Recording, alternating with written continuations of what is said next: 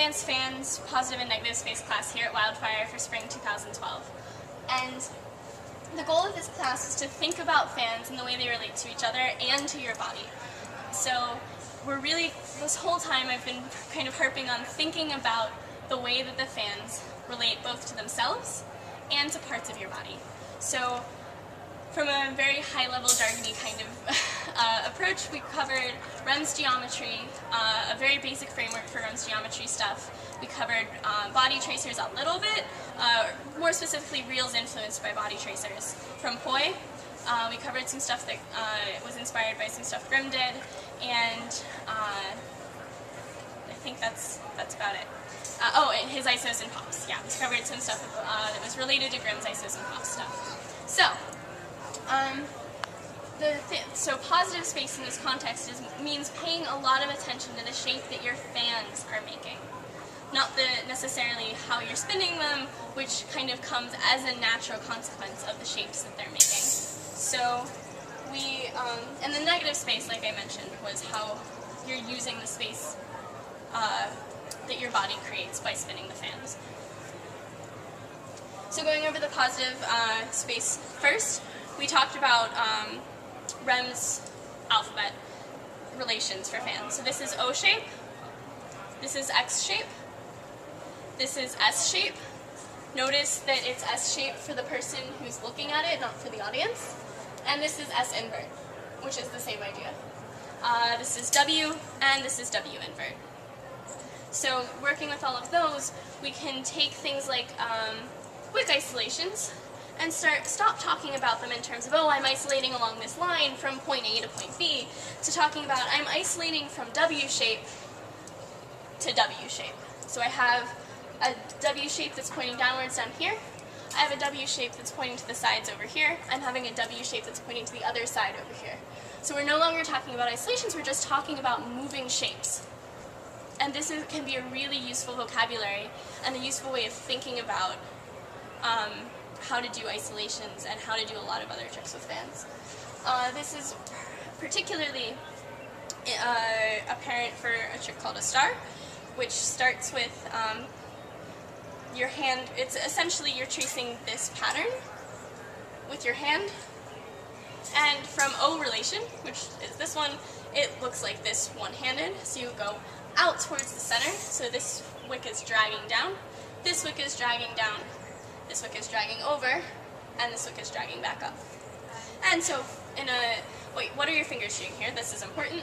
Same idea, really, really loose fingers out of the way kind of palms, and my fingers are just kind of loosened through the grips, because what I'm doing is I'm either popping it like you are isolating it, so you're using that extra time and space to move it, or I'm just letting gravity take hold.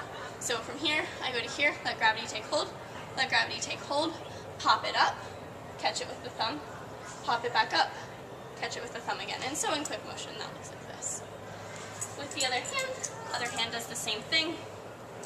To put them both together, start opposite each other, and just do the pattern. So this one is going to go up first, this one's going to go over here first, and so that looks like this. And then once you get here, if we were to keep going, we get a little twisted. So your options, generally your two easiest options are to either rotate it around, like so. Now I'm back to having my right hand on top, left hand on bottom, or alternatively from this position, instead of keeping going here, we can go in the other direction. Now we're back where we started. Or, one last way, we can just actually physically move the fans. Notice we're not in O relation anymore, we're in X relation, which means that we can just do it again and it'll look totally different, because we're now in a different relation. And we can, whoopsies, and we can flip it back up, being careful not to intersect your planes, and now we're back in O relation. In S relation, this looks like this. And you can tell that they all look really different depending on which relation you're using. So the negative space stuff that we started talking about was some isolation and pops, isos and pop stuff. So we talked about using this space in here a lot. And so from the side it looks like this, and back it looks like this. And the way that I personally like to do them together is in a manner like this, where I'm kind of doing one full pendulum in both my hip space and the space right above my shoulder. So I really like working the space right above and right below my shoulder. And that gets into reels, really, which leads into a bit of body tracer influence stuff. So if you're familiar with body tracers from Ploy, just go ahead and adapt it. But this can lead us to doing fun things like spinning over the arms. If you're flexible and have done a lot of yoga, perhaps this is an option.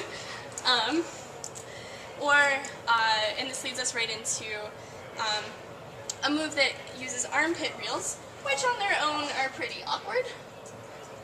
And it goes from a 2-beat off time, it goes from a off split time shoulder reel into an armpit reel by turning with the fans.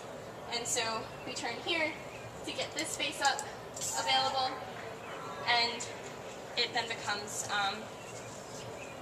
available again to go back here because we turn with it. And so is one big move that looks like this. And then you can go into anything else from there. And so the last thing that we covered was talking about using both ideas at the same time. Once again, I went back to the wick isolation box for this, and if you're doing your wick isolation box, there's no reason you have to do it all in front of you. You can play with spaces that you have available behind you, perhaps around the shoulder. Now I'm not isolating my fans together, but that's okay. Just playing around with it. And so using space that you have around your body while being conscious of the pattern that the fans make. So even though I'm going behind my body here, I'm still making sure that I'm getting into a nice relation with my fans. So if you have any questions or would like to contact me, feel free to look me up on Facebook. And thanks for being interested in the class.